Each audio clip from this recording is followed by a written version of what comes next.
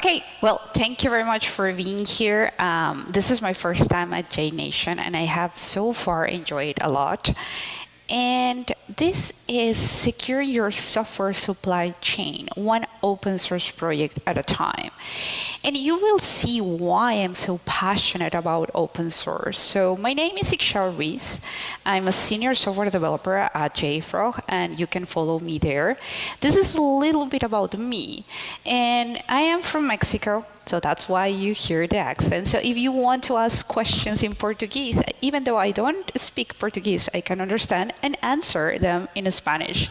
So I'm a Java champion. I work for JFrog, and I collaborate and participate in a lot of open source foundations. For example, I'm a CDF ambassador. I work in the OpenSSF and in the CNCF.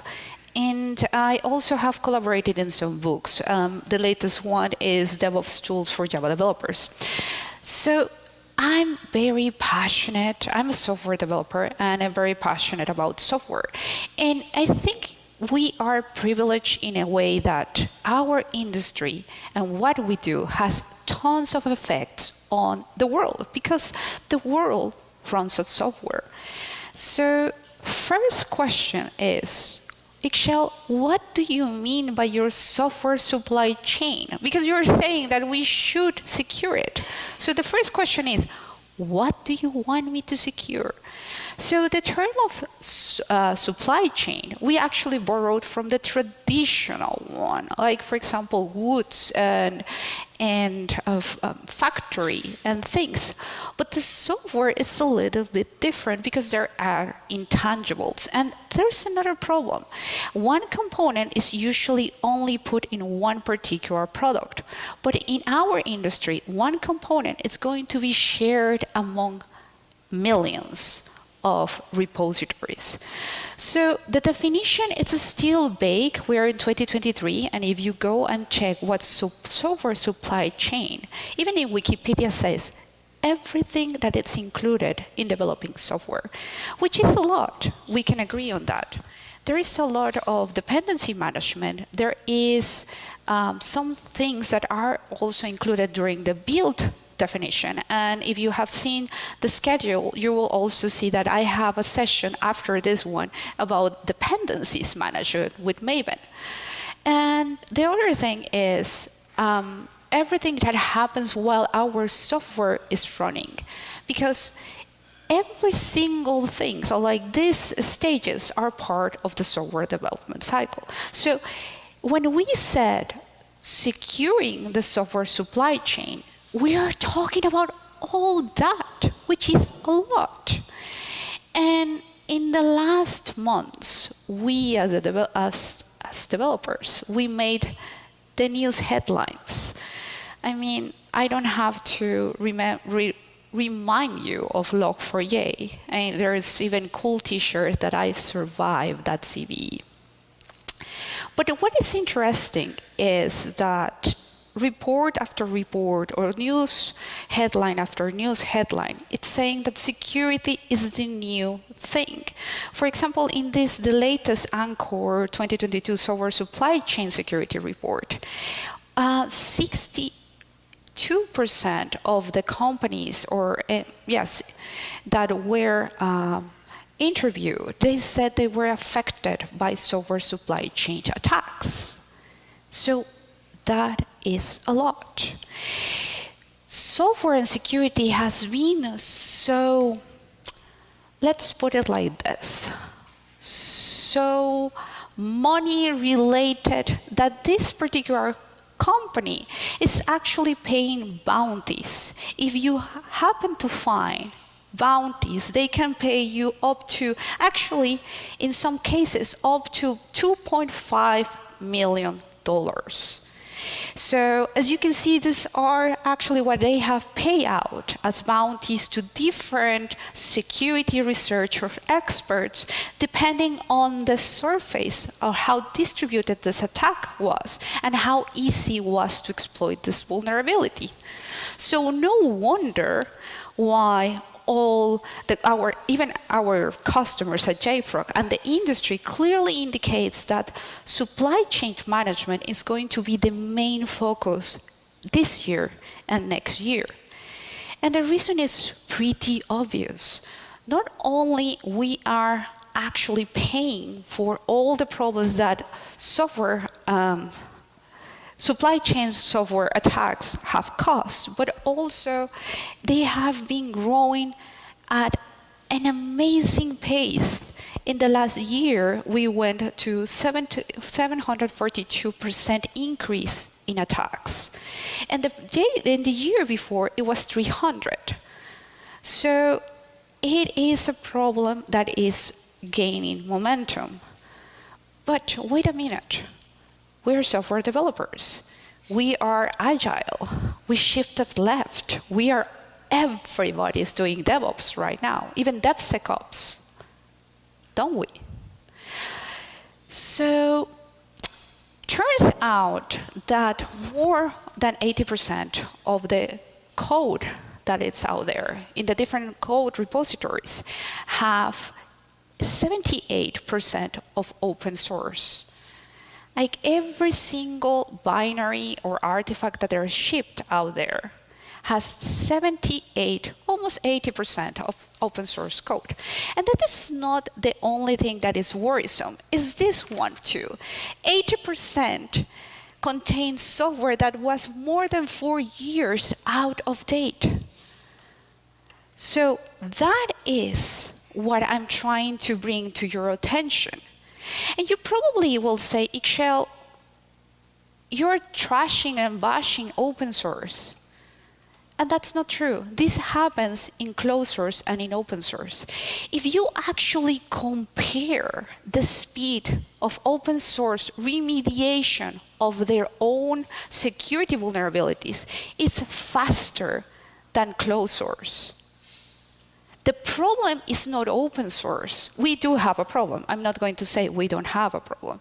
But the problem is that we are not updating our dependencies. We are not checking the vulnerabilities. We are not asking the right questions or paying attention at the right topics.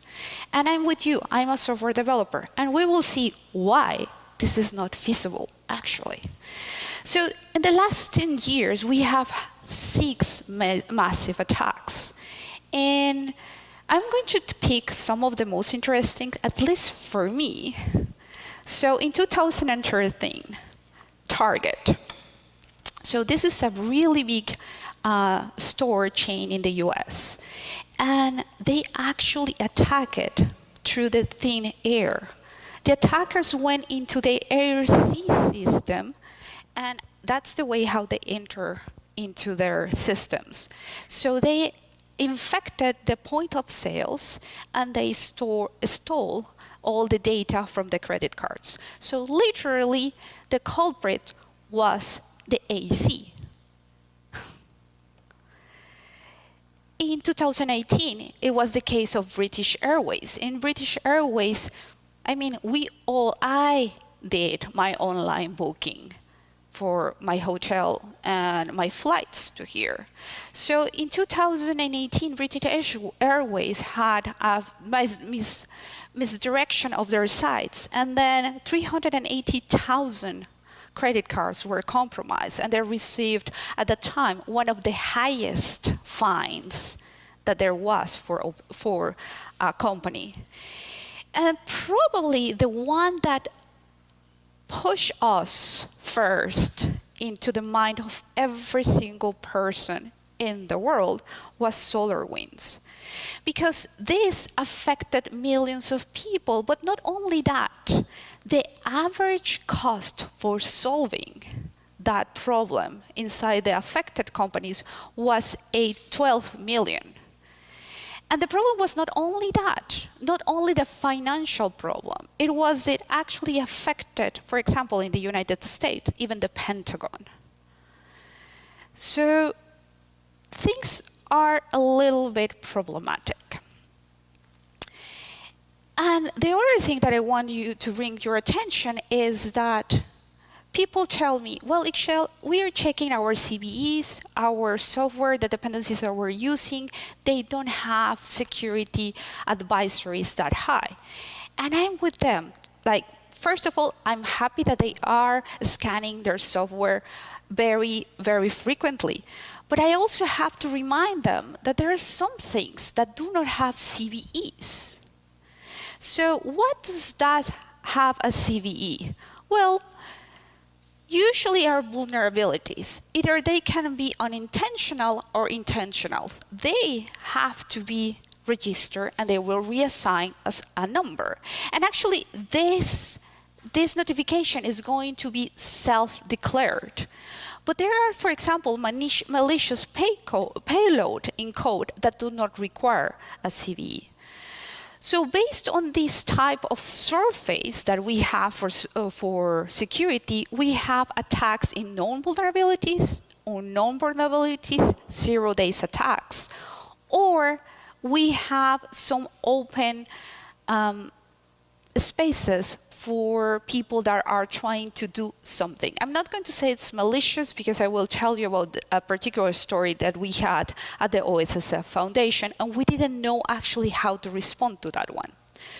So for example, these are well-known examples. And the first one was a string shell. And this was an unintentional bug, so it had a CVE. SolarWinds was a backdoor, so it was intentional, and also has a CVE. But for example, there was in the news about colors that were not malicious code. They were actually publishing something into the console. The functionality remained the same. So you couldn't go back and say, you broke our expectations. No. You messed with the performance. No. They were only adding something else. But we will see it with more detail. So what are the infection modes that you will hear outside? So the most typical ones are typo-squatting, masquerading, Trojan package, dependency confusion, and hijacking. Typo-squatting, probably you have seen it a lot, and it was very interesting. I mean, we know that most of our, the big names have reserved and registered several domains. Because of that, we make mistakes. But it has also happened, for example, in NPM or Python libraries, where people are going to register and publish different libraries or artifacts or dependencies with a slightly different name. And you will say, Ixchel, this actually doesn't create that much of a problem. In some series of reports, they have demonstrated that actually in a very brief amount of time for very popular libraries, this can dupe thousands of developers. The other one is masquerading. So you start impersonating a well-known project, and probably it's a small thing detail, for example, Mark and Mark.js. So they are very close, very, very close. So people do not realize that that's not it. So my easy suggestion to you, check the downloads, where was published, and things like that. So you can see there is a difference between, like, for example, number of downloads of the different packages. And usually, and the worst part is that they will use the original library and they will publish the same functionality. Even there are very nice hackers or security people that actually try to steal our information, and they actually are up to date with the newest versions. So they are better at keeping better versions than us. But what they are doing is that introducing very small lines of codes that are obfuscated. The other one is Trojan packages, which is, again, the same idea, but this is actually, they sometimes even provide better functionality than the original one. dependency confusion. And this is something that has happened to really big companies like Netflix, Apple, and Microsoft. For example, internally, we will use some kind of name of our dependencies, but sometimes in our inside policies, we don't say, these packages that are developed inside our company, you shouldn't install them from an outside repository. But before we make these sensible rules in our firewalls or our repositories, this has happened in the past. Somebody learns about the name of internal packages and publish in a public registry a package name with the same kind of domain name. And you start consuming packages from the outside that shouldn't have ever been consumed from the outside. And, oh, this is another interesting one. People are actively looking at the maintainers' email addresses or domains. And what happens, for example, if someone is expired? They can take ownership of the email addresses and start publishing new versions because they now own the domain, they own the email address. And then we get these warnings, like somebody stole my email. Well, actually, it's not even stealing your email address. Somebody actually bought the domain and created the account. Like they are the owners now of that account. And this is the one that I wanted to mention, that when we came to the OpenSSL Foundation, we actually had a full meeting trying to see how do we respond to this, because the maintainer is not actually violating any known contract, because open source doesn't have a known contract. Like, I expect you to work in this way all the time. No, there's nowhere we can say that. Actually, the licenses of open source is as is. So was this an attack, a security vulnerability? What was this, and how should we respond? And again, this is about having multiple maintainers, checking one. For example, this is what I was telling you. More than 3,000 packages can be potentially vulnerable for this kind of attack. Then, if you aren't scared enough just yet, then there's the common payload attacks. And I'm going to be a little bit faster on this regard because I want to go into the solution part of this session. Obviously, I don't want to depress you only with this. But we can steal credit card data, we can steal password. There were even known issues for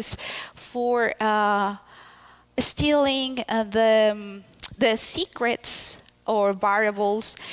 This was fantastic. Some people were starting to offer linting services, which was amazing.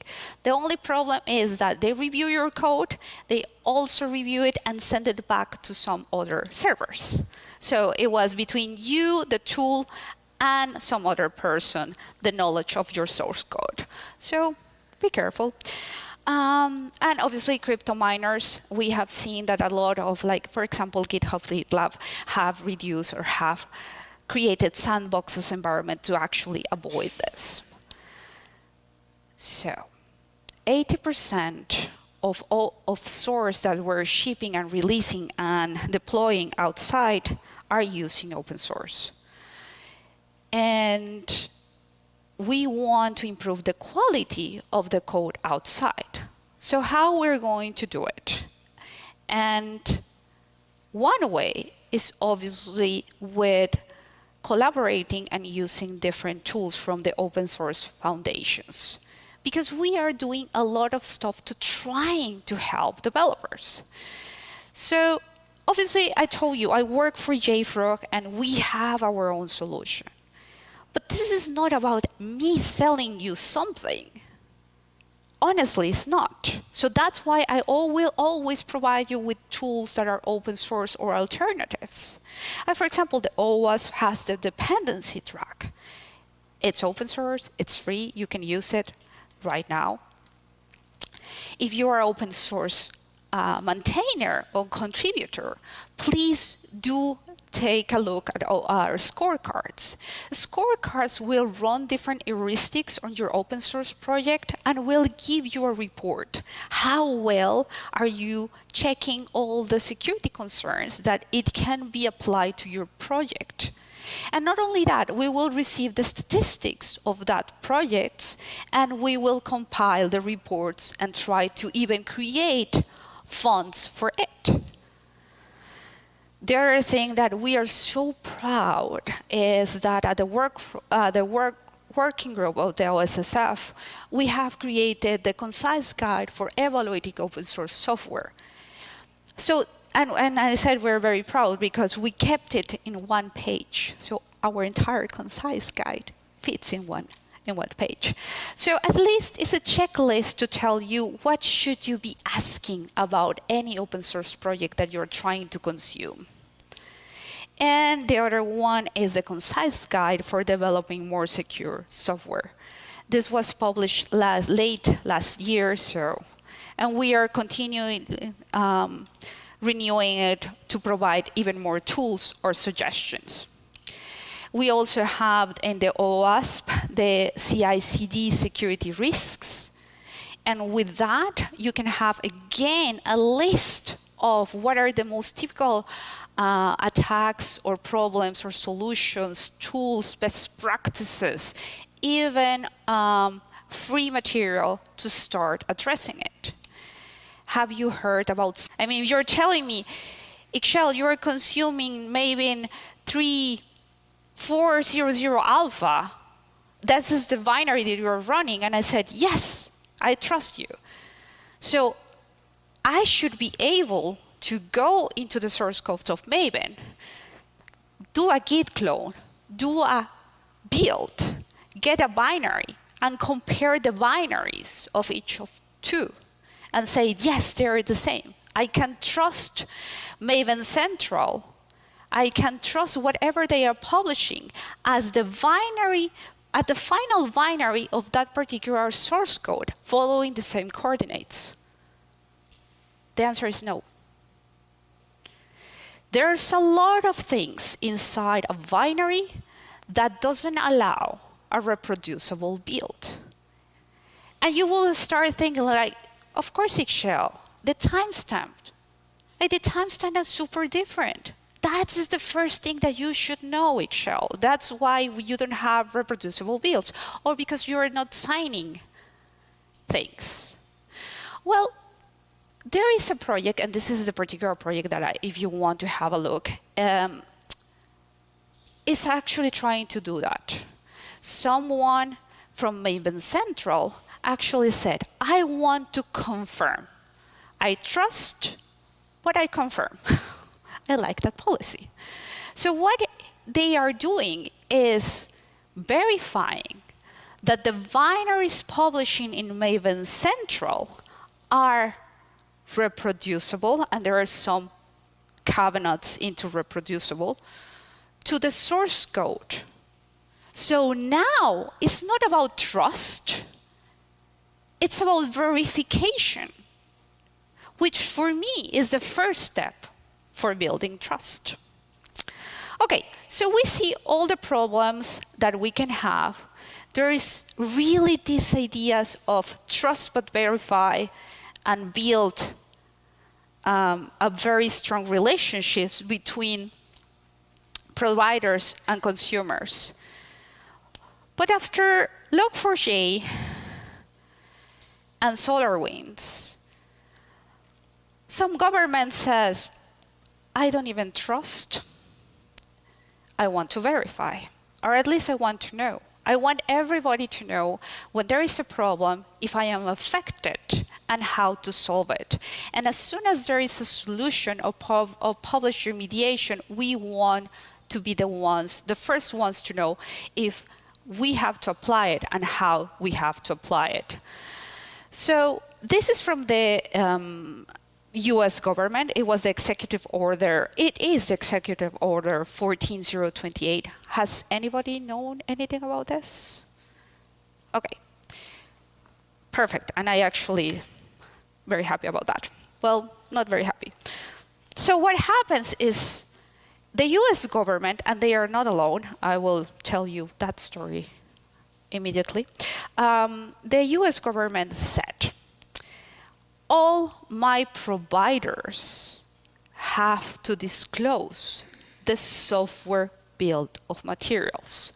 What is a software bill of materials? It is a list of all the dependencies inside your binary. So you will provide it. In this moment, it's going to be JSON or XML, or it's going to be CycloneDX or SPDX or XWID. And you see that. That's kind of a problem here, but bear with me. So the Executive Order 14028 says the US government is going to require from all their providers at least the software bill of materials. If they are not able to provide this, we will have a problem. We will actually not going to allow them to be our providers anymore. And as you can see, this started in 2021 after Log4j, and they had a plan. And after 1 year, and actually it was going to create different guidings, principles, and now actually in the last update, we are very close to that one. In September 14, 2023, if you want, or if you are even a double layer provider, software provider for the US government, you have to start delivering the software bill of materials. And they are not alone. The EU has their Cyber Resilient Act that has just been signed the last month. Well, it's still in draft, but it is accepted. And it goes in the same lines. We need to start providing software builds of materials, which means you have to know what are your dependencies. And it has to be like recursive. You have to publish all your CVEs, all the software that is inside your own software. So this is coming after us, and it will be an issue. So my suggestion to you is, in the near future, you will be very, very acquainted with the term SBOM. And I was being a little bit clever in my previous explanation about what was the format that we were going to use. And I went with 3 different words: CycloneDX, SPDX, and XWID. When this chaos started in 2021, we were not prepared. Nobody was prepared. So what happened is we tried to use different format and standards that were already there to provide information about our dependencies. So just this 2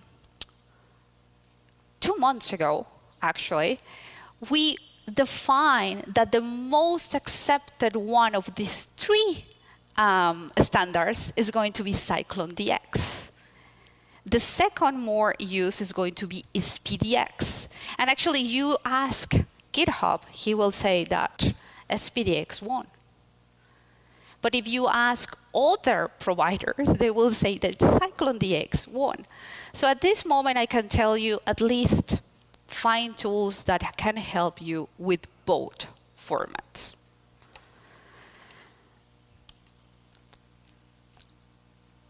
JFrog does security, and at this point, that shouldn't be a surprise.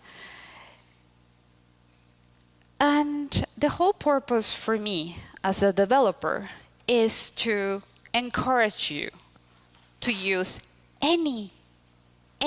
I'm not going to say like mine, please go and buy us. No, actually, this doesn't even need to be bought. So that's how much we care about security.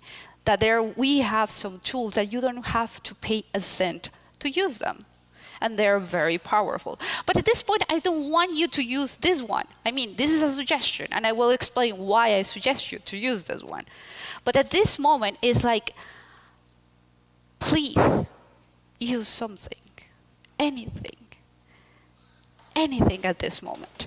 So you probably have heard of Dependabot. If you're using GitHub, you're probably enabled that check. If you haven't, please do it. And if you want more interesting reports, please use Frogbot. So what is Frogbot? Frogbot is a Git bot that is going to give you some information, security information, of your project. There are two things that it will do for you, and it's almost the same case in all the bots, in all the GitHub security-related bots. It will actually tell you if there is a vulnerability in that particular dependency version that you're using. It will tell you, we have a problem.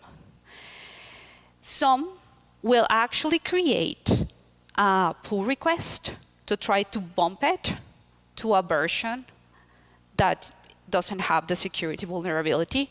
Remember, 60% of that 80% were using out-of-date dependencies.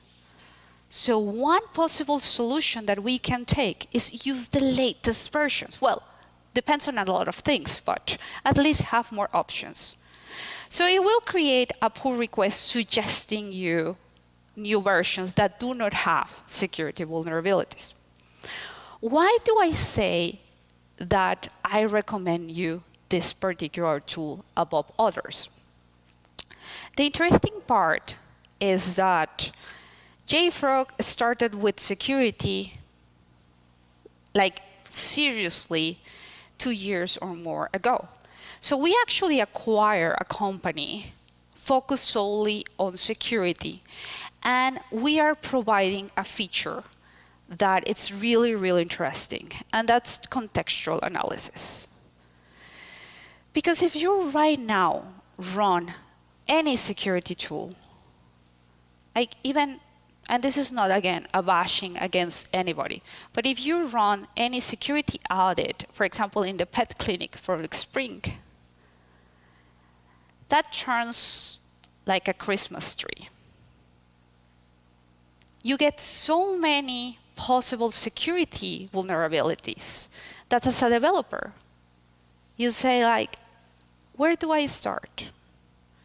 Do I start with the critical ones? If I compound all the critical ones, I'm going to spend more than 3 sprints fixing security vulnerabilities. And we already had that battle with tests, with technical debt, and now we're going to have it with security. And then we take one of these problems and dig deeper, and we realize that for some reason it's not applicable to our case, but we still invested some time on it. So what my particular company is doing is going the extra mile. Because we provide a lot of information about you as a company have a policy towards the license, policy towards what is your security concerns, what are the ones that are not applicable to you because of some particular ways of how you are writing your code. And the third one is, we know what you have inside. We analyze at the binary level. So we can tell you if that particular security vulnerability is applicable to you, to the code. So our clients at the beginning were writing to us saying, wow, your tool is broken.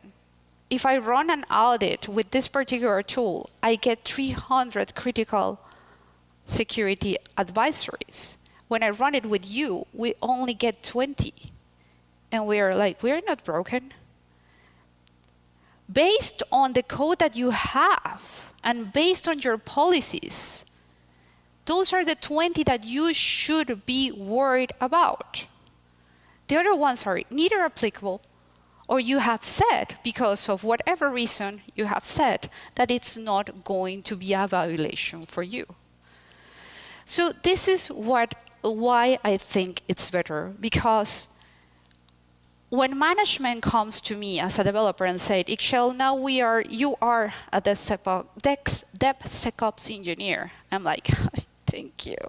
Like, dream come true. Now I have to learn about observability. Now I have to learn about security. And now I'm the security expert. So this is my way of pushing back. Like, where are my policies? What are my rules? What are my filters? What is the priority of actually the things that you want me to work on? So these kind of tools help you do exactly that. If you are using Docker containers, the same idea applies with this Docker desktop extension. And so you can select your Docker image, and it will actually tell you again, what are the vulnerabilities, how many vulnerabilities, the type of vulnerabilities that you have, and suggestions. And there is another one. We also have integrations with IDEA, for example, or VS Code. And you will get the same information as soon as you start typing in your POM XML a specific version, it will actually tell you, actually this is an old screenshot of this IDEA plugin, and it will actually tell you all about that particular dependency.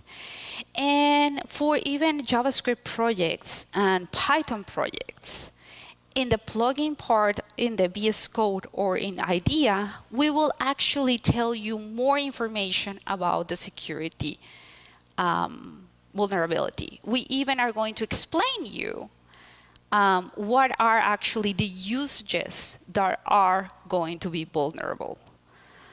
So my takeaways for you is like, winter is coming. SBOM is going to be part of your nightmares. Start researching about that one.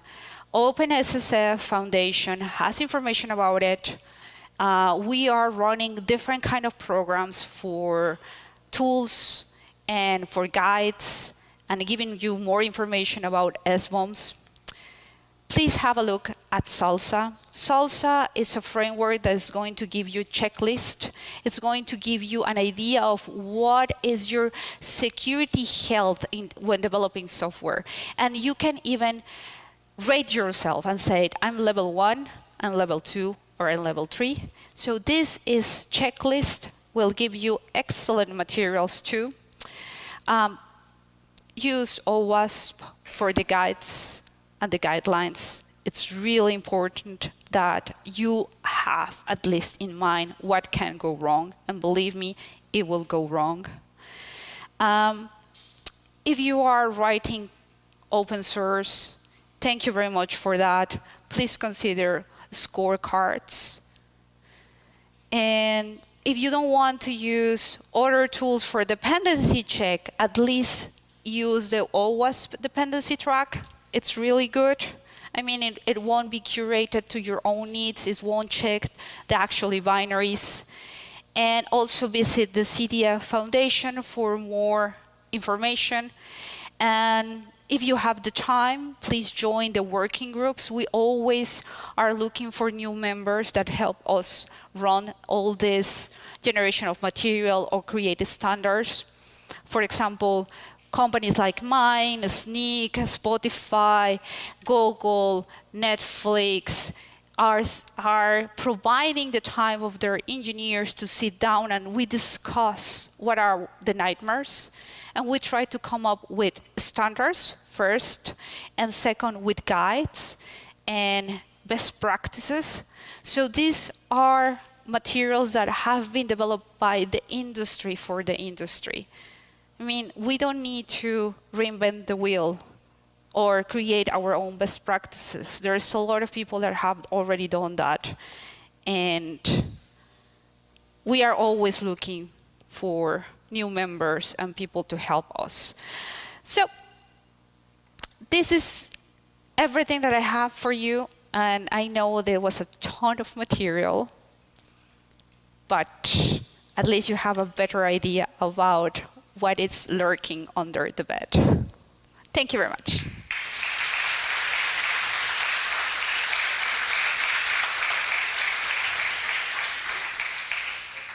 We have time for questions, and I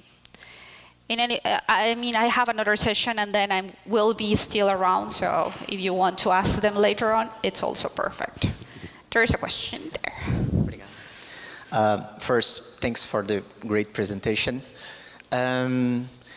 First, we start looking into our dependencies and make sure our software bill of material is okay, and we are delivering our software with a good, at least a degree of confidence regarding packages and dependencies being updated and out of vulnerabilities, at least the known ones.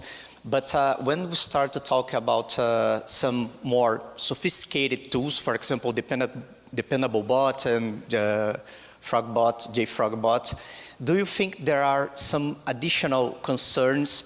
And I think that first, I completely agree with you. Security is the first major concern, but the second concern, at least for me, it will be privacy.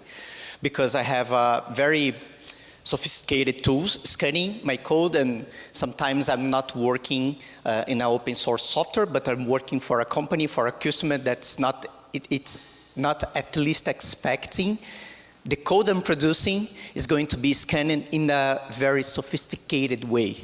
What do you think about that, and what it would be your, let's say, recommendation to start this conversation with my customer, for example?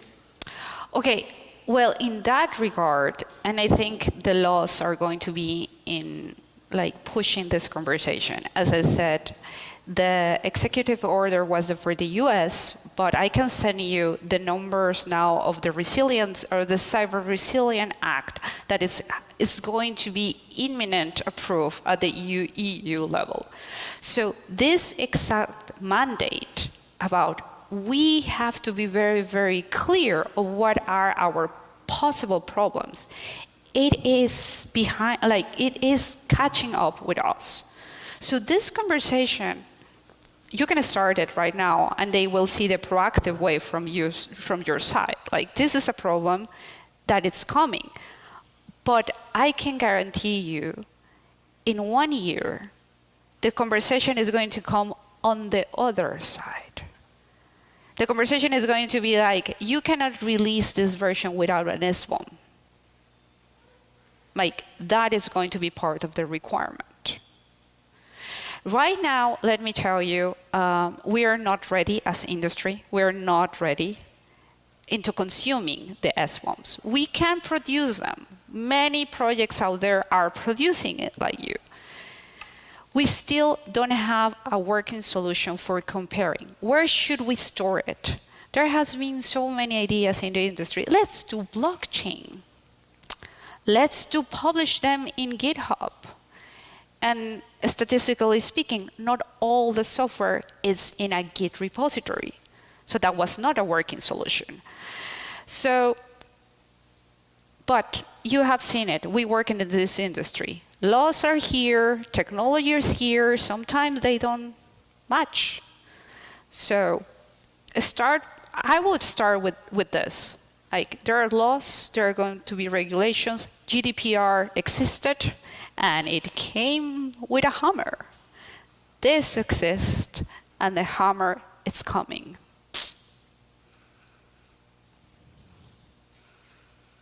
Sorry for breaking you the bad news. I know. I mean, everybody is like, GDPR. I still remember that one. It was a pain, and you're telling me that it's coming again. And yes, sorry. At least I'm giving you some time. Saving grace. Any other question? Yes. Hi. So, first of all, thank you for the presentation. Second, I find myself in a situation where for the same build or pull requests, I am making several different scans of the same nature. Let's say Synapse Black Duck, and also, for instance, this Frogbot, right? They do almost the same, right? And sometimes I do not know if they complement or if they are doing the exact same thing. And it is not good when I have to pay for different scans of the same nature. So my question is if we have any, I don't know, site or place where we can see for each step which tools you could use. Okay, yes, I'm totally agreeing with you, and I will use 3 different hats here. My developer hat, I just want to run one tool that gives me the most information available. So I actually don't care. I hope that my company is buying the best tool, but I only want one. As a community person that works a lot with open source foundations, is like, we're receiving a lot of funds to try to help tool creators to fulfill the most requirements from the industry. And as I said, SBOM is coming and it's going to be a hammer. So now we're trying to create a lot of tools for different programming languages.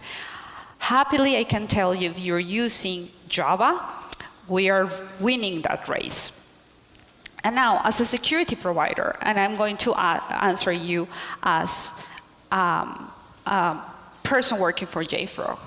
What we're offering, and this applies to any of the security providers, we're trying to provide a platform.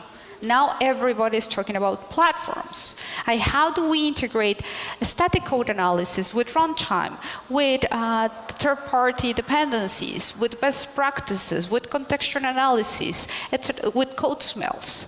So what we're trying to offer our clients, and this is a battle that we are fighting, is how do we make the most seamless integration between the different tools.